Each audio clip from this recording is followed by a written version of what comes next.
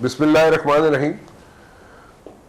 मुझे नहीं समझ आती थी कि पीटीआई गवर्नमेंट क्या करेगी अगर फ़रोग नसीम साहब उनके पास नहीं होंगे, क्योंकि मैं इसलिए कह रहा हूँ कि जो इन्होंने ड्राफ्ट करके दी चीज़ें, और मेरे ख्याल में बड़े मुख्तसर अरसे में इन्होंने ड्राफ्ट करके दी चीज़ें, और वो ये ऐसे कवानीन हैं अगर वो उनको असम्बलीज पास कर दे तो मेरे ख्याल में ये पूरा निज़ाम जो है चेंज हो जाएगा and there will be a sigh of relief for every one and specially for the masses.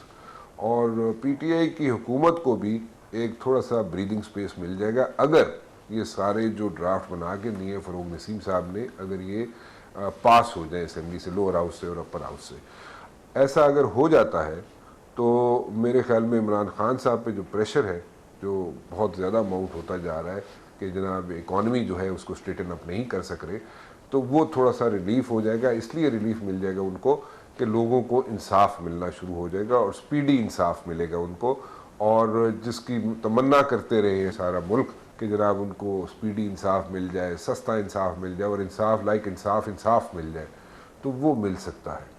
अब इसमें मेरे ख्याल में अपोजिशन पार्टीज़ को भी कोई इस पर एतराज़ नहीं होना चाहिए, क्योंकि वो बिल्कुल क्लियर चीज़ें हैं और इसमें कोई किसी का कोई पर्सनल फ़ायदा नहीं है। ना तो पीटीआई का पर्सनल फ़ायदा है, ना जनाब उसमें पीपल्स पार्टी का पर्सनल फ़ायदा है, ना नून लीग का पर्सनल फ़ायदा है, ये अवाम का फ़ायदा है। सो उसी चीज़ को आगे लेके चलूँगा, लेकिन आज थोड़ा सा मैं पॉलिटिकल सवालात लेके आया हूँ साथ में फ़रोग नसीम साहब से करना चाहूँगा, क्योंकि कराची में बैठा हूँ। कराची एक ऐसी जगह जहाँ पे आज भी लोग जो हैं गिले शिकवे, उनकी अपनी जगह उनको गिले शिकवे हैं एमक्यूएम के साथ, क्योंकि यहाँ पे अंदरूनी इख्तलाफात हैं उन लोगों के पार्टी के अंदर, लेकिन लोग जो हैं आज भी चाहते ये हैं कि एमक्यूएम जो है एक मरतबा फिर उठे और उठ के सामने आए और उनकी नुमाइंदगी करे। वो नुमाइंदगी कर सकेंगे या नहीं कर सकेंगे, या जो वैक्यूम क्रिएट होता जा रहा है उसको दूसरी पार्टीज तो टेक ओवर नहीं कर देंगी। फ़रोग नसीम साहब, thank you very much for joining me. It's always a pleasure to have you on my show. बहुत शुक्रिया आपका। मुझे बताएं, मैं थोड़ा सा पहले पॉलिटिकल साइड पे चला जाऊँ।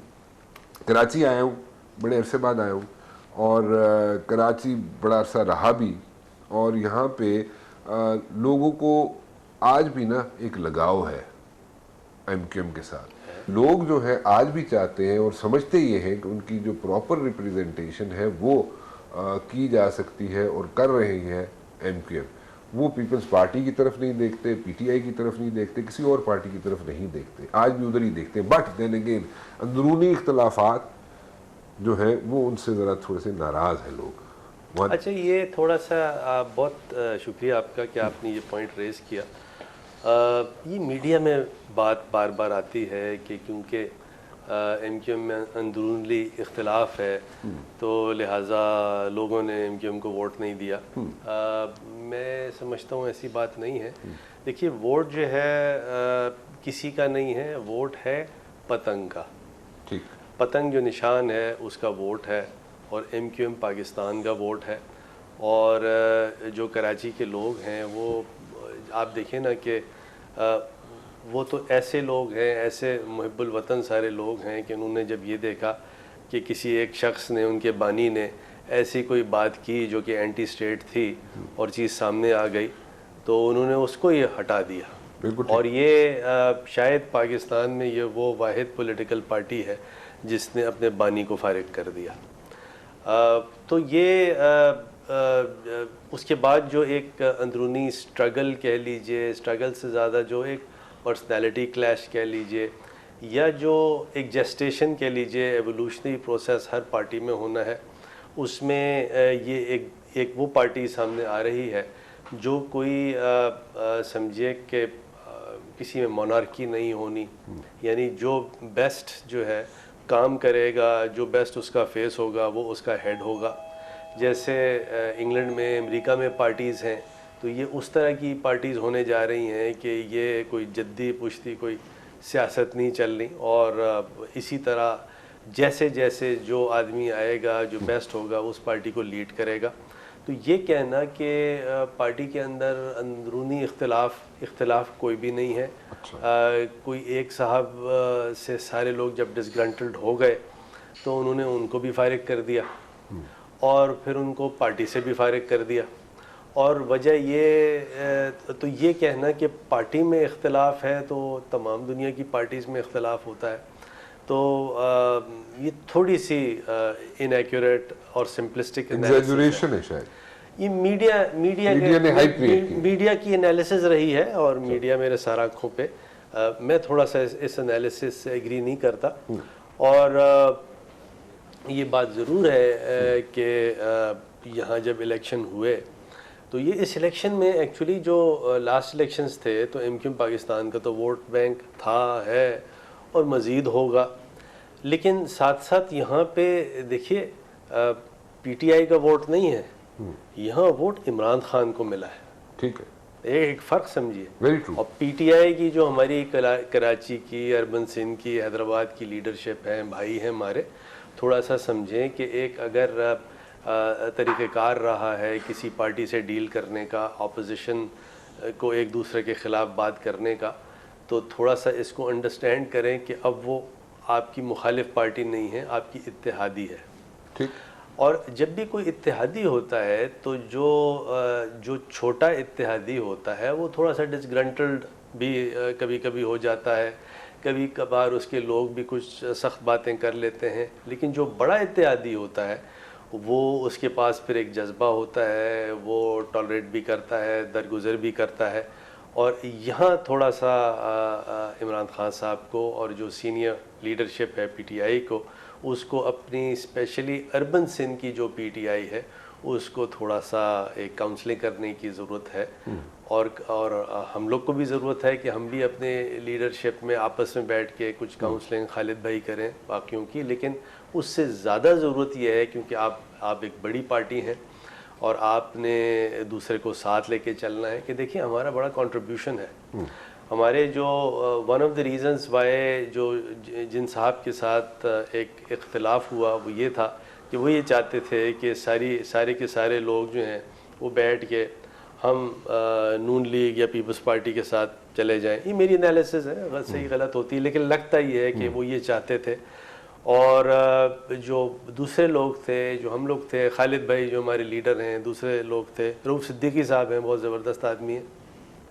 तो हम सब ये चाहते थे कि हम पाकिस्तान की स्टेट के साथ खड़े हों और इमरान खान साहब एक अच्छे आदमी हैं, इमरान खान साहब के साथ खड़े हों। और इमरान खान साहब ने ख़ुद, जो इमरान खान साहब की अपनी पर्सनैलिटी है, इमरान खान साहब ने, मैं ये कह सकता हूँ कि उन्होंने बड़े प्यार से एमक्यूएम पाकिस्तान को डील किया, आज भी डील करते हैं। लेकिन उनको अपने लोगों की कराची, हैदराबाद, सक्कर, अर्बन सिंध की जो पीटीआई है उसको काउंसलिंग की थोड़ी सी ज़रूरत है कि ये आपकी मुखालिफ पार्टी नहीं है, आपकी इत्तेहादी है। बड़ा अच्छा आपने बात की जी कि बिल्कुल हैदराबाद में जो आवाज़ें आनी शुरू हो गई थी, आपने सही कहा कि आप इत्तेहादी पार्टी हैं, आपको मुखालिफ पार्टी नहीं है। मेरे ख्याल में उस फ्रेम ऑफ माइंड से हैदराबाद वाले जो है पीटीआई के लोग जो है, मेरे ख्याल में उस फ्रेम ऑफ माइंड से उन्हें निकलना चाहिए। It's high time now. और बिल्कुल ठीक कहा आपने। थोड़ा सा मैं आगे चलना चाहूँगा। आगे लोकल बॉडीज़ के इलेक्शंस आ रहे हैं, आप क्या समझते हैं कि एमक्यूएम यहाँ पे असर्ट कर सकेगी एक मरतबा फिर, या क्या सिचुएशन होगी? जो इंडिकेटर्स हैं वो इंडिकेटर्स यही हैं कि जो अवाम है अर्बन सिंध की, वो आज भी मुत्तहिदा कौमी मूवमेंट पाकिस्तान को भरपूर सपोर्ट देती है। देखें, ये तो आपकी एनालिसिस है, आपने मुझे कोराबोरेट, यानी मैं आपको कोराबोरेट कर रहा हूँ। आपने पहले ये बात की कि आज भी जो अर्बन सिंध के लोग हैं वो चाहते हैं कि एमक्यूएम पाकिस्तान का एक रोल हो। और एमक्यूएम पाकिस्तान का जो ट्रेडिशनल जो प्रॉमिस्ड रोल है वो हो। और वो प्रॉमिस्ड रोल क्या है? प्रॉमिस्ड रोल ये है कि किसी किस्म की गुंडागर्दी, बदमाशी, इसके ख़िलाफ़ हम खड़े हों। हम हर किस्म की सरदारी सिस्टम, फ्यूडलिज़म के ख़िलाफ़ खड़े हों, चाहे वो हमारा सिंधी भाई हो, नॉन उर्दू स्पीकिंग कोई आदमी हो, वो भी हमारा उतना ही है जैसे कोई और आदमी है। तो ये और एक मेरिट का कल्चर होना चाहिए। अनफॉर्चुनेटली पिछले 10 साल में सूबे सिंध में जो हुआ है, पीपल्स पार्टी, थोड़ा सा पंजाब के लोगों को ये एनालिसिस करनी बहुत ज़रूरी है कि पीपल्स पार्टी का एक वो रूप है जो पंजाब में है। पंजाब में एक वो लिबरल पार्टी है, वहाँ बड़े अच्छे अच्छे लोग हैं, जैसे आपके एतजाज़ एहसन साहब हैं और इस तरह के दूसरे लोग हैं कि ये एक लिबरल आदमी है जो ह्यूमन राइट्स और एक डिग्निफाइड उनकी पर्सनैलिटी है। और एक पीपल्स पार्टी है सिंध की जिसमें वो पीपल्स पार्टी एक रेसिस्ट पार्टी है, एक नस्ल परस्त पार्टी है, अनफॉर्चुनेटली मेरिट में बिलीव नहीं करती। और जब और सिंध को अगर आप कंपेयर करें पंजाब से और केपीके से, तो सिंध तो बड़ी इट इज़ लैकिंग, बहुत पीछे चली गई सिंध, जहाँ बड़ा प्रॉमिस था, बहुत और चीज़ें हो सकती थी। तो सिंध में अगर अच्छी कोई ऐसी लीडरशिप आती है, मैं अब बात कर रहा हूँ रूरल सिंध की, जिसमें मेरिट की बात हो, जिसमें बदनीयती नहीं हो, जिसमें करप्शन नहीं हो, जिसमें लूट मार नहीं हो। मतलब ये देखें कि 10 साल हो गया तो कौन से अस्पताल इंटीरियर सिंध में आ गए, कौन से स्कूल्स, यूनिवर्सिटीज़, कॉलेजेस। मतलब अगर कोई ये कहे कि ना हम रूरल सिंध में यूनिवर्सिटी बनाएंगे, ना आपको हैदराबाद में यूनिवर्सिटी बनाने देंगे, तो अब आप खुद ही आवाम खुद फैसला कर दे। आई थिंक वजह ये है कि जो पीपल्स पार्टी की जो लीडरशिप है सिंध वाली, बाज़ लोग उसमें अच्छे हैं, मैं उनको थोड़ा सा मुझे उनसे इन एडवांस में माजरत पेश करता हूँ अपनी, लेकिन सच बात ये है कि वो नहीं चाहते कि सिंध की आवाम, चाहे वो रूरल सिंध की हो या सिंध की हो, वो पढ़े, वो एजुकेट हो, वो शायद ये नहीं चाहते। वहाँ से तो ये नारा आना चाहिए था कि अच्छा जी आप हैदराबाद की यूनिवर्सिटी बना रहे हैं, हम आपको दोनों हाथों से कंट्रीब्यूट करेंगे, लेकिन आप लोग हमें भी कंट्रीब्यूट करें और हमारे साथ मिलके दादू की कहीं उमरकोट में जहाँ जहाँ रिक्वायरमेंट्स हैं, लड़काना है, वहाँ यूनिवर्सिटीज़ बनाएं। और आज आप देखिए ना, अब जैसे एक शहीद भुट्टो लॉ यूनिवर्सिटी है, शहीद भुट्टो लॉ यूनिवर्सिटी बिल्कुल कहीं नहीं थी, उसमें जस्टिस रिटायर्ड काजी खालिद साहब को वाइस चांसलर बनाया गया और उन्होंने उस पूरी यूनिवर्सिटी को खड़ा कर दिया। उस यूनिवर्सिटी का मेन बेनिफिशियरी जो है वो रूरल सिंध का बच्चा है। काजी खालिद साहब ने किसी से तासुब नहीं किया, हालांकि उनका ताल्लुक MQM से रहा है। MQM के वो एजुकेशन मिनिस्टर भी रहे हैं और MQM में बड़ा फाल किरदार उनका था। लेकिन देखिए ये हमारी एक मीरास है कि पढ़ो और पढ़ाओ। तो जब तक पाकिस्तान या सिंध जो है उस ट्रैप से नहीं निकलेगा, जहालत ख़त्म नहीं होगी, तासुब भी ख़त्म नहीं होगा। तासुब तो जहालत है ना, और जब तक ये ऐसा नहीं होगा सिंध विल लैग बिहाइंड है। खुदा ना खास्ता किसी हुक्मरान का या ऐसे गवर्नमेंट का। मुझे बताइए, ये इमरान खान साहब के साथ हैं आप, जैसे मैंने पहले शुरू में भी कहा कि इमरान खान साहब, जो मेरी ऑब्जर्वेशन है, मैं आपकी ज़ुबानी या किसी और की ज़ुबानी नहीं चल रहा, इमरान खान साहब बहुत काउंट करते हैं आप पे, बिकॉज यू हैव डिलीवर्ड। कोई इसलिए नहीं कि किसी और वजह से, आपने डिलीवर किया और आपने काम किया। यस, इकॉनमी का आपका सब्जेक्ट नहीं है, but then again you are part of the government. Economy एक बहुत बड़ा इशू है, इकॉनमी को फिक्स कर सकेंगे इमरान खान साहब? थोड़ा सा we need to go into the historical backdrop.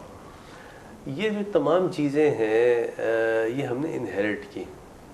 10 साल की जो मेल गवर्नेंस है, मिस गवर्नेंस है, जो गदर मचा रहा है, 10 साल का करप्शन है। मिसाल के तौर पे कि कोई एक रोड का ठेका है, रोड बननी है 1 करोड़ रुपए में, और उस पे उसकी कीमत लगा दी जाए $10 बिलियन, बाकी सारा किकबैक हो, और वो तमाम की तमाम चीज़ें जो हैं IMF से लोन लेके आपने वो प्रीपे करना है। तो ऐसी सिचुएशन में अगर इतनी बुरी इकोनॉमिक गवर्नेंस रही हो पिछले 10 सालों में, ये तो छोटी सी एक आपको एग्जांपल दी है, कोई प्लानिंग नहीं, किसी किस्म की कोई स्ट्रेटजी नहीं, ऑयल मार्केट्स जो इंटरनेशनल ऑयल मार्केट्स हैं उनको कैसे डील करना है, एक इंटरनेशनली जो प्राइसेस होती हैं कमोडिटीज़ की उनको कैसे परसीव करना है, पाकिस्तान में इन्वेस्टमेंट क्लाइमेट कैसे देखनी है, कैसे उसको बेटरमेंट की तरफ ले जाना है, प्लानिंग किस तरह करनी है।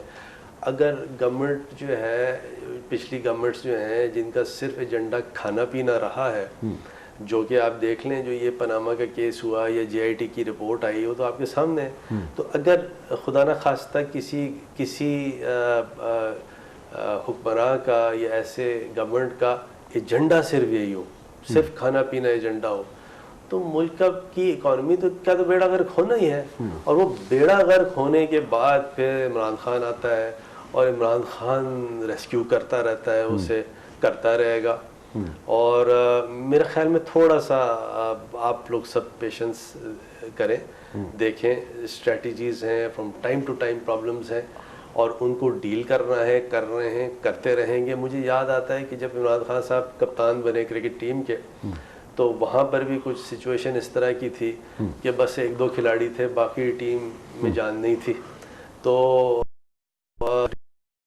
परफॉर्मेंस, एक टीम स्पिरिट थी और फिर पाकिस्तान में फिर बहुत बड़ी टीम भी बनी, सारा कुछ हुआ। मेरे ख्याल में यहाँ भी उसी तरफ होने जा रहा है कि ट्रायल एंड एरर ज़रूर होना है। इमरान खान साहब ने एक टीम है, वो टीम लेके वो दाखिल हुए हैं।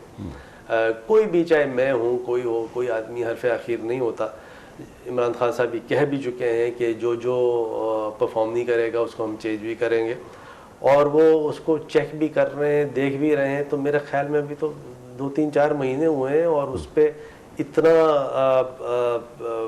इंटरेक्शन मेरा ख्याल में मीडिया के साथ भी किसी गवर्नमेंट का नहीं हुआ है जितना PTI का और उनके इत्यादि गवर्नमेंट का हुआ है, कि इतना वो मीडिया के कैमरे पे जो PTI और उसकी इत्तेहादी गवर्नमेंट है बिल्कुल हर वक्त का फोकस है, जो कि अच्छी बात है। मैं उसको मना नहीं कर रहा कि वो गलत चीज़ है। तो ये तमाम चीज़ें जो हैं ये जहन में रखनी है। Strategies from time to time जो हैं उनको इम्प्रोवाइज़ करना है, किया जा रहा है।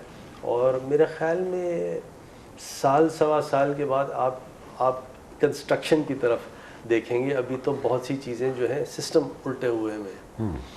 मसलन ये कि जो ब्यूरोक्रेसी है उसको संभालने की ज़रूरत है, साथ साथ इकोनॉमिक एजेंडा है उसको हर वक्त की इम्प्रोवाइज़ किया जा रहा है। लीगल एजेंडा है, अब लीगल एजेंडा लॉज तो बना दिए मैंने सारे। आपने कहा कि जी अपोजिशन उनको पास कर देगी, अपोजिशन तो कह रही है कि हम पास नहीं करेंगे। मैं नेशनल असेंबली में पास करा लूँ, सेनेट में अटक जाता हूँ, वहाँ मेरी मेजॉरिटी नहीं है।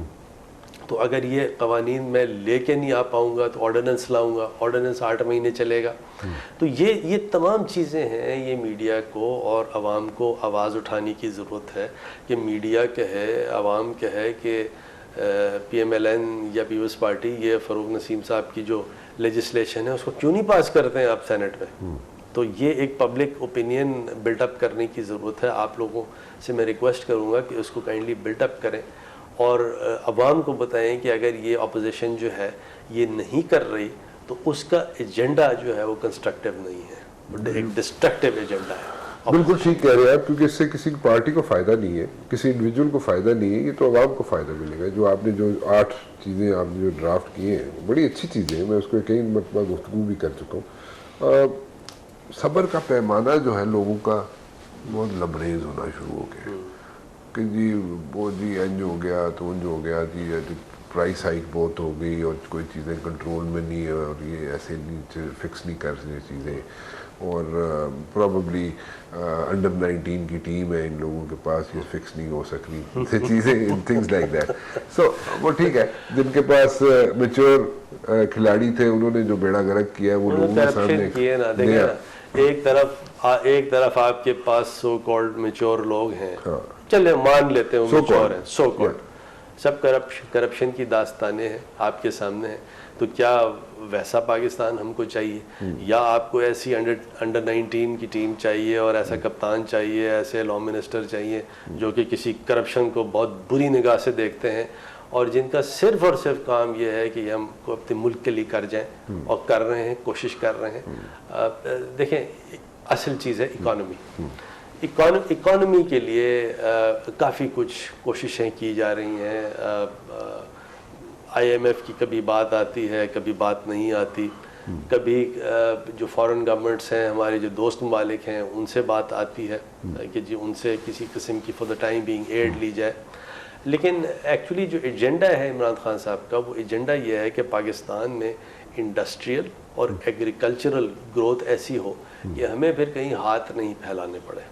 और जब तक ये अब ये मैं अपनी हुकूमत को कह रहा हूँ कि जब तक उसमें इंडस्ट्रियल पॉलिसी और एग्रीकल्चरल पॉलिसी जिसके लिए काम हो रहा है वो उस लेवल तक नहीं आएगी तो पाकिस्तान इस ट्रैप से निकल नहीं पाएगा। एक बहुत बड़ी कंपनी है मिनेसोटा यूनाइटेड स्टेट्स की, उसका नाम है कारगिल।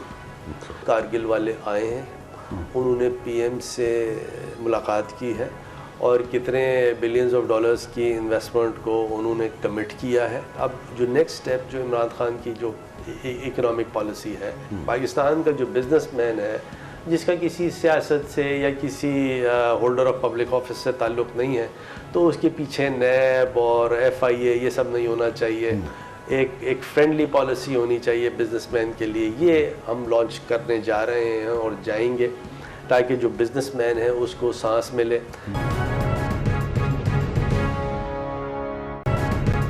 मुझे समझ आती है कि जो गवर्नमेंट है वो 3 pronged स्ट्रेटजी को इवॉल्व किए हुए है। So there is a long term strategy जिस पे वर्किंग हो रही है, मिड टर्म स्ट्रेटजी पर भी वर्किंग हो रही है, but when it comes to like short term strategy, do you think वो काम कर रही है या इम्प्लीमेंट हो सक रही है? क्योंकि अगर शॉर्ट टर्म स्ट्रेटजी अगर नहीं इवॉल्व हो सक रही या उसको मैनेज नहीं किया जा सक रहा, तो बाकी जो 2 स्ट्रेटजीज़ हैं mid term and long term, वो फिर फिजल आउट हो जाएंगी कहीं। सो शॉर्ट टर्म स्ट्रेटजी को कैसे इम्प्लीमेंट किया जा सकता है? आप सही कह रहे हैं। और आप ये देखें ना कि जब से हुकूमत आई है, रोज़ हम और आप ये सुनते थे कि जी अगले दिन डिफ़ॉल्ट हो जाएगा, अभी तक नहीं हुआ। तो इसका मतलब है कोई ना कोई ऐसी day to day short term strategies होंगी जो कि डिवाइस की जा रही हैं on day to day basis, और वो भी किया जा रहा है। मिड टर्म स्ट्रेटजीज़ भी हैं और लॉन्ग टर्म स्ट्रेटजीज़ भी हैं। जैसे फॉर एग्ज़ाम्पल एक CPEC का एक प्रॉमिस है, जिसको कहते थे ना किसी ज़माने में एक अमेरिकन ड्रीम थी, तो ये पाकिस्तान की ड्रीम ये कि CPEC से सामने आएगी। ये CPEC बनना है और बन रहा है और सक्सेसफुली इसकी कल्मिनेशन की तरफ जा रहा है। और ये वो पाकिस्तान की ड्रीम होनी है, कपल्ड विद जो इंडस्ट्रियलाइजेशन और एग्रीकल्चरल पॉलिसी होनी है, जिसकी तरफ एक बहुत ही आप समझिए कि एक्सटेंसिव काम किया जा रहा है। अभी आपको बात बताऊं लास्ट वीक की या फ्यू डेज़ की, एक बहुत बड़ी कंपनी है मिनेसोटा यूनाइटेड स्टेट्स की, उसका नाम है कारगिल। कारगिल वाले जो हैं ये दुनिया के सबसे बड़े इन्वेस्टर्स हैं एग्रीकल्चरल समझिए साइड पे, और ये पाकिस्तान में आए हैं। और पाकिस्तान में क्यों आए हैं, ये बड़ी इंटरेस्टिंग चीज़ है। 2011 में इन्होंने पाकिस्तान को गुड बाय कह दिया था, और अब ये पाकिस्तान में इसलिए आए हैं कि इन्होंने देखा कि इमरान खान और उसकी जो कैबिनेट है उसमें ऐसे लोग मौजूद हैं जो कि करप्शन को टेस्ट करते हैं, लिबरल सोसाइटी बनाना चाहते हैं, एक लिबरल सोसाइटी बनाना चाहते हैं, और उसको मद्देनज़र देखते हुए कारगिल वाले आए हैं। उन्होंने पीएम से मुलाकात की है और कितने बिलियंस ऑफ डॉलर्स की इन्वेस्टमेंट को उन्होंने कमिट किया है। और पाकिस्तान की जो पूरी आप समझिए कि एग्रीकल्चरल इकॉनमी है, उसका फसाड इसी तरह चेंज होगा कि देखें हर चीज़ में टेक्नोलॉजिकल जो इम्प्रूवमेंट है, स्टेट ऑफ द आर्ट जो दुनिया जहां में है, वो लाना है, एग्रीकल्चर में भी लाना है। तो ये कारगिल वाले जो हैं ये इस डायरेक्शन में पाकिस्तान की जो एग्रीकल्चरल इकॉनमी है उसको ले जाएंगे, और पाकिस्तान की 70-80% तो एग्रो बेस्ड इकॉनमी है। तो इस तरह के और बहुत से आपको बताऊं कि मिडल ईस्ट के, सऊदी अरेबिया के, चाइना के और यूरोपियन कंट्रीज़ के बहुत सारे ऐसे इन्वेस्टर्स हैं, लोग हैं, पाकिस्तान को देख रहे हैं। ये 3-4 महीने पहले तो देखें बात मीडिया में क्या होनी, मीडिया में ये बात होनी कि नहीं ये तो 3 महीने में हुकूमत चली जाएगी, 2 महीने में चली वो सब जाएगी। ऐसे ही होता है, जो भी हुकूमत आती है शुरू में यही होता है। आपको याद होगा राना साहब, जब ये मुशर्रफ साहब ने टेक ओवर किया था 12 अक्टूबर 1999, द फेटफुल डे, तो उसमें कम से कम 2-3 हफ्ते तो मैं ये सुनता रहा कि सरकार जो है किसी वक्त जाने वाली है और दोबारा से नवाज शरीफ साहब रिस्टोर हो जाएंगे और ये हो जाएगा, वो हो जाएगा। और फिर वो चलता रहा मामला, फिर और चली उनकी पहले 3-4 साल तो बहुत अच्छे थे मुशर्रफ साहब के।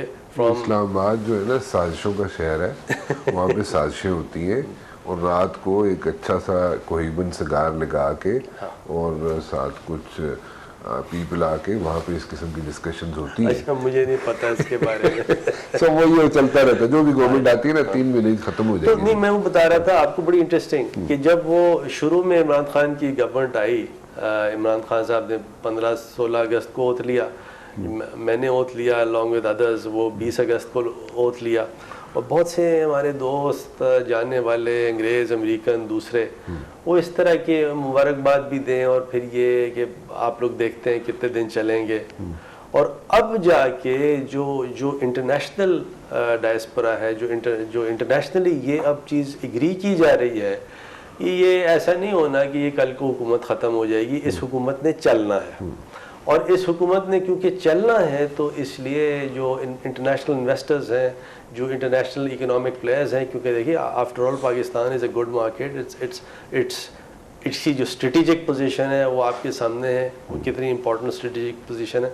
तो आहिस्ता आहिस्ता लोग ऐसे हैं जो पाकिस्तान में इंटरेस्ट ले रहे हैं। अब जो नेक्स्ट स्टेप जो इमरान खान की जो इकोनॉमिक पॉलिसी है वो ये है कि पाकिस्तान का जो बिजनेसमैन है उसको ईज आउट करना है। पाकिस्तान का जो बिजनेसमैन है जिसका किसी सियासत से या किसी होल्डर ऑफ पब्लिक ऑफिस से ताल्लुक़ नहीं है, तो उसके पीछे नैब और FIA ये सब नहीं होना चाहिए। एक फ्रेंडली पॉलिसी होनी चाहिए बिजनेसमैन के लिए। ये हम लॉन्च करने जा रहे हैं और जाएंगे ताकि जो बिजनेसमैन है उसको सांस मिले। मैंने अपने वालिद मरहूम से एक चीज़ सीखी थी कि जो तुम्हें सिलेक्शन करनी है टीम प्लेयर्स की, वो एक ख़ास ग्रुप है, उसी से ही लेना है। फिर वो जो टीम आपने सिलेक्ट कर ली, फिर उसी से खेलना है। यानी ये नहीं हो सकता है कि मैं ब्यूरोक्रेसी या जुडिशरी या बिजनेसमैन अमेरिका, इंग्लैंड, लंदन से मंगा लूँ, जर्मनी से मंगा लूँ।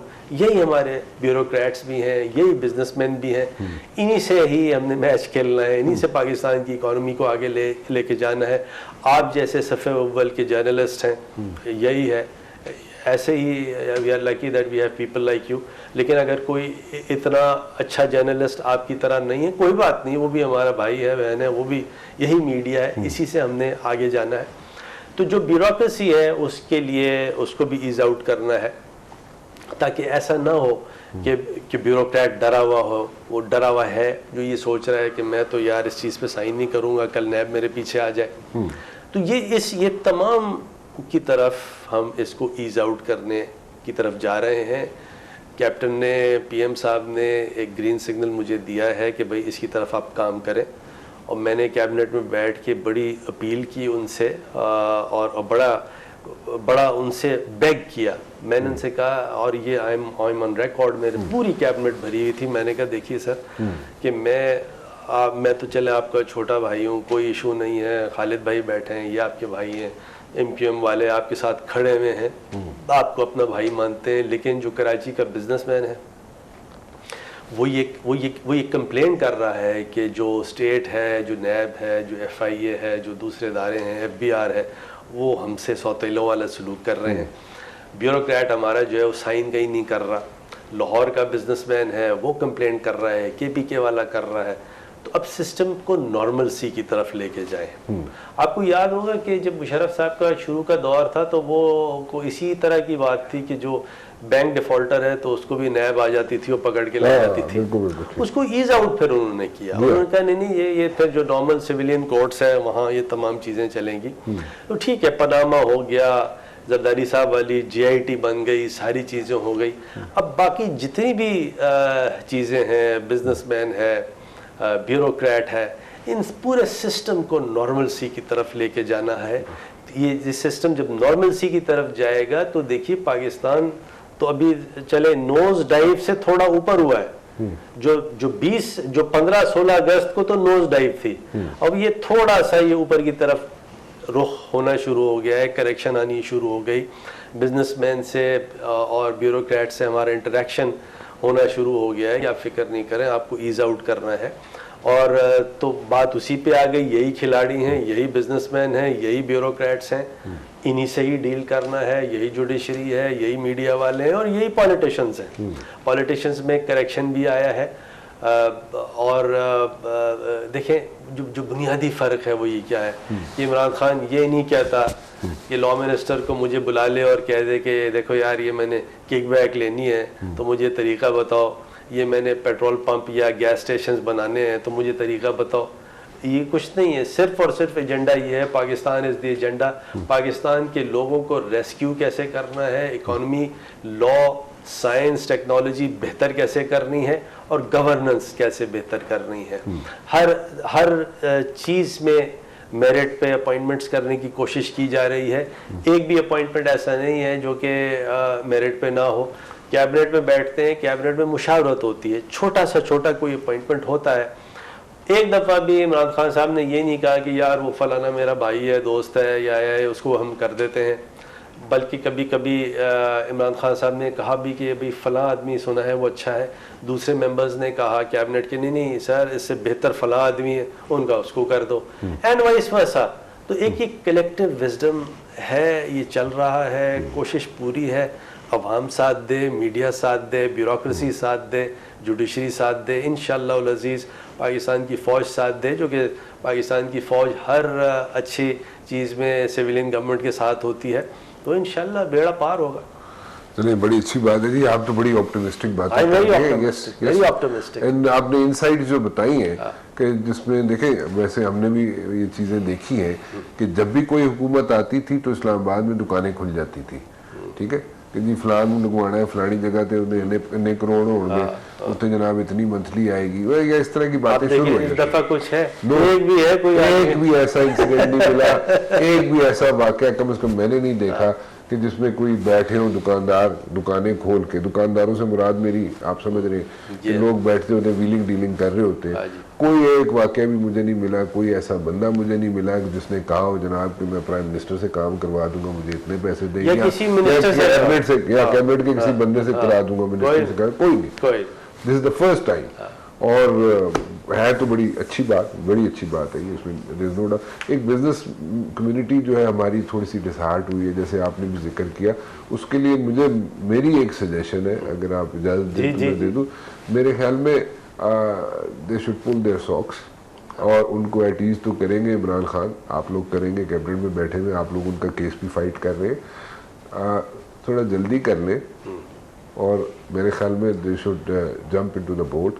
और क्योंकि ये ना हो कि बाहर से जो सारी लोग आ रहे हैं, इन्वेस्टर आ रहे हैं बाहर से, बाहर की दुनिया से जो पाकिस्तान में इन्वेस्ट करने आ रहे हैं, ये ना हो हमारा लोकल जो बिजनेसमैन है उसके लिए देर ना हो जाएगी। नहीं राना साहब, बहुत ही उम्दा आपने बात की। मैं अपने जो हमारी बिजनेस कम्युनिटी है तो उनसे यही रिक्वेस्ट है कि देखिए ये आपका मुल्क है, आप ही इसके कस्टोडियन हो, आप ही ने इसकी चीज़ें ठीक करनी है। आपको कोई प्रॉब्लम हो, मैं आपके चैनल और आपके प्रोग्राम की बड़ी मेहरबानी इसमें बैठ के लोगों से कह रहा हूँ, आप बिजनेसमैन को स्पेशली, आपको कोई इशू हो, कोई प्रॉब्लम हो, आप इमरान खान साहब हैं, असद उमर साहब हैं, लॉ मिनिस्टर, मैं हूँ, लॉ मिनिस्ट्री है पूरी आपकी, आप कोई हमें सजेशन दें, बताएं। रज़ाक दाऊद साहब हैं, कॉमर्स मिनिस्टर, बड़े ज़बरदस्त आदमी हैं, कोई चीज़